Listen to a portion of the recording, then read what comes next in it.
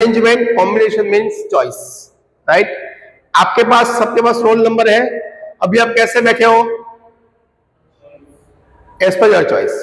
But जब exam में हम बैठते हैं तो कैसे बैठते हैं? As per roll number. तो वो परम्यूटेशन है, ये आपका कॉम्बिनेशन, राइट। अब देखो यहाँ बेटा चॉइस। अब चॉइस में है कि आपके पास एन डिफरेंट थिंग है, मीन्स एन भिन्न वस्तुओं है, एन डिफरेंट थिंग्स, एन भिन्न वस्तुओं है। एन डिफरेंट थिंग्स में से आर डिफरेंट थिंग, आर भिन्न वस्तुओं તમારે चॉइस करवानी है, आपको चॉइस करनी है। क्या करनी है? चॉइस करनी है। एन डिफरेंट थिंग में से आर डिफरेंट थिंग आपको चॉइस करनी है। Is it clear?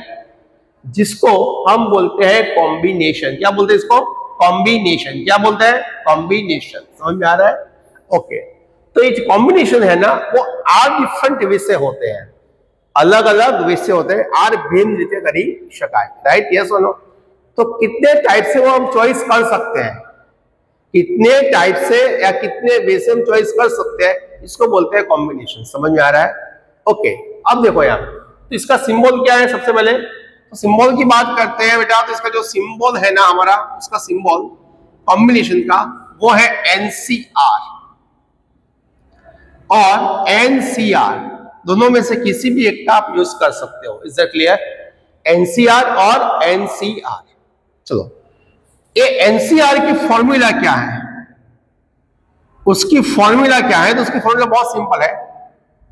NCR equal to N factorial R factorial N minus R factorial. सही है? एनसीआर इक्वल टू क्या होता है बेटा? N factorial R factorial N minus R factorial. Okay. अब देखो यहां पे जरा आप समझते हैं, जैसे हमने परम्यूटेशन में शॉर्टकट मेथड देखी थी, सेम थिंग यहां पर भी है। एनसीआर समझो यहां पे 5 है, यहां पे 2 है, तो 5C2 क्या होगा? 5 फैक्टोरियल, आर की वैल्यू क्या है? 2, तो 2 फैक्टोरियल, 5 माइनस 2 3 फैक्टोरियल। सही है? तो 5 फैक्टोरियल 2 फैक्टोरियल 3 फैक्टोरियल। अब देखो यहां पे क्या कर रहा हूं, ये 5 को यहां पे कट कर रहा हूं, समझ में आ रहा है, और इक्वल टू रख रहा हूं 5 इंटू 4 इंटू 3 फैक्टोरियल। सही है? तो 3 फैक्टोरियल कट हो जाएंगे, राइट। ये समझाने के लिए लिख रहा हूं, आपको समझाने के लिए ऐसा है। तो 5 4 बचा क्या? 20/2 फैक्टोरियल। सही है? मतलब क्या हो गया? 20 डिवाइडेड बाई 2 इंटू 1, तो आंसर क्या आ गया? 10। ये मैंने फॉर्मूला का यूज किया। अब हर बार आर की वैल्यू जब नॉन होती है, आर की वैल्यू नॉन होती है मीन्स पहचानी हुई वैल्यू होती है, જાણીતી કિંમત હોય આરની, ત્યારે આપણે આનો ઉપયોગ કરવાનો નથી। જ્યારે આરની કિંમત જાણીતી હોય, जब आर की वैल्यू नॉन होती है, तब हमें ये फॉर्मूला का यूज नहीं करना है। Is it clear?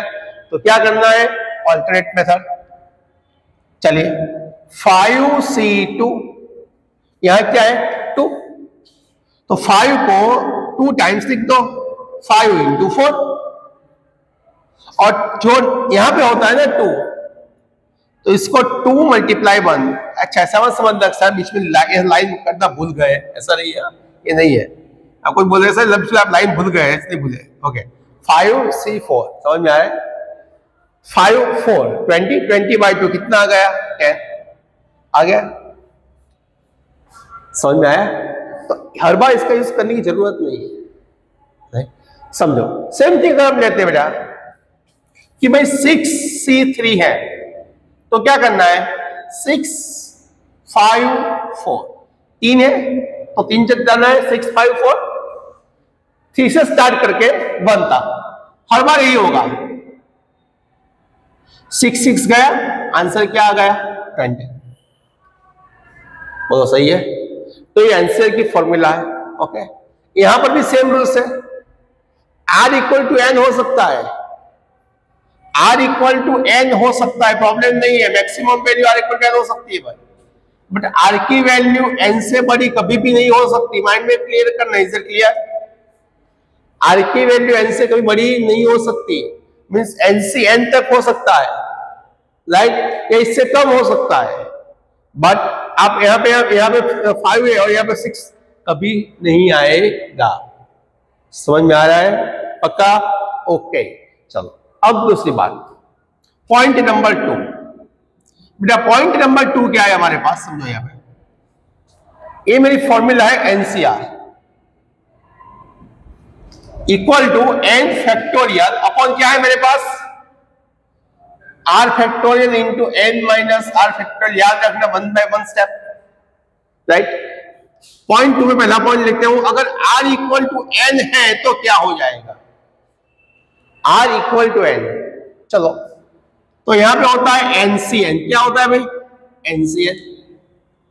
r equal to n रख दो, n फैक्टोरियल और यहां पे 0 फैक्टोरियल, n माइनस n 0 आ गया, तो ये कैंसिल हो गया, आंसर क्या आ गया, 1। समझ में आ रहा है? तो NCN की वैल्यू क्या होती है, 1। क्या होती है, 1। सेम थिंग, अगर r इक्वल टू 0 ले लिया, क्या ले लिया, 0, तो क्या होता है, NC0, समझना, NC0, r के लिए 0 रख दो, r की वैल्यू 0 रख दो हमारा बच्चा, तो 0 फैक्टोरियल, नीचे क्या आ जाएगा, n माइनस 0, तो n ही होगा, फिर से n कैंसल, आंसर क्या आ गया, 1। समझ में आ रहा है? तो NC0 भी 1 होता है, बच्चा समझ में आ रहा है आपको, क्लियर है? ओके, अगर r इक्वल टू 1 ले लिया, r इक्वल टू 1, तो क्या होता है, NC1, चलो n फैक्टोरियल, फिर 1 फैक्टोरियल, फिर n माइनस 1 फैक्टोरियल। समझ में आ रहा है? अब जो टर्म बड़ी होती है उसको हम सिंप्लीफाई करते हैं, कहां तक, छोटी वैल्यू तक। तो n को सिंप्लीफाई करो, n into n minus 1 factorial upon n minus 1 factorial, तो ये गायब आ जाएगा n। तो NCN की वैल्यू क्या आ गई, n। समझ में आ रहा है? NCN 1 होता है, NC0 1 होता है, NC1 n होता है। नहीं समझ में आ रहा है, ना पढ़ो, समझ में आ रहा है, ओके। तो आप ऐसे कर सकते हो, इससे क्लियर, ओके। अब देखो यहाँ पे ये NCR है, राइट। तो NCR पॉइंट नंबर 3 समझना है, तो पॉइंट नंबर 3 बेटा कि NCR equal to n factorial upon n minus r factorial, कुछ ऐसे लिख रहा हूं, अपॉन 1 अपॉन r फैक्टोरियल। मैंने ए टर्म को कुछ ऐसे लिखा, this upon this into 1 upon r factorial, चलेगा? चलेगा।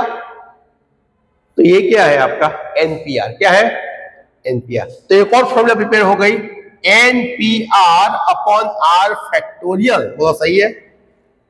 NCR equal to NPR upon क्या होता है बेटा, r फैक्टोरियल होता है। Is that clear?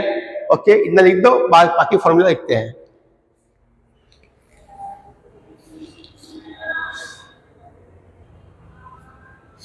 बेटा अब समझो,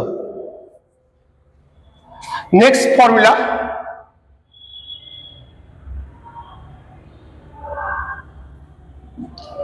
NCR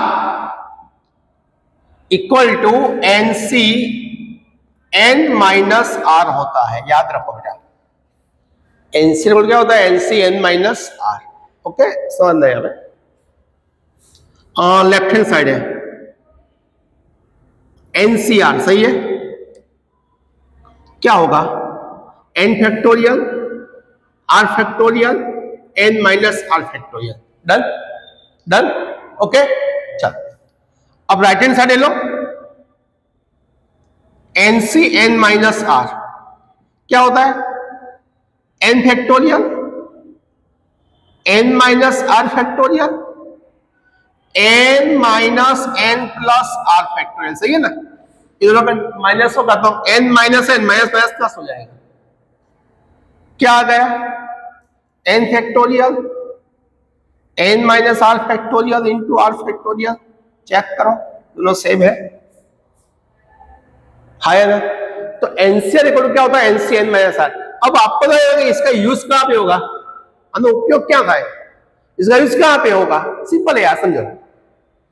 मैं आपको बोलूं कि 100 C96 को सिंप्लीफाइड करो तो हमको हार पड़ेगा, हाँ या ना। 100 9 कितना होगा, समझ में आ रहा है, 96 से लिखना है। बट अगर मैं बोलूं कि ये तो और कुछ नहीं, 100 माइनस 96 आप कर दो, सेम फॉर्मूला, तो 100 से 4, 100 से 4, समझ में आ रहा है, ये फॉर्मूला का यूज किया, समझ में आ रहा है। एन सी आर तो एन माइनस आर कर दिया, इतना प्लीज हो गया भाई। 100 99 98 97 एंड 4 3 2 1। अगर मैंने आपको बोला होता कि आप ये करो तो आपके छक्के छूट जाते भाई, समझ में आ रहा है, बट ये इजी हो गया है। तो ऐसे कुछ क्वेश्चंस रहते हैं जहां हमें ऐसा सिंप्लीफिकेशन करना होता है तो हम इसका यूज कर सकते हैं, समझ में आ रहा है, यस और नो। मैं आपको बोलूं कि भाई 10C8 करो तो 10 9 8, बट 10C8 इक्वल 10C2 है तो बहुत इजी हो गया, 10 9 2 by 1, आंसर खत्म। समझ में आ रहा है बेटा कि नहीं आ रहा है? तो ऐसे आप इसको इजीली यूज कर सकते हो, एंड दैट्स व्हाई आप ये फॉर्मूला का यूज कर सकते हो। तो NCR equal to NC N minus R लिख दो।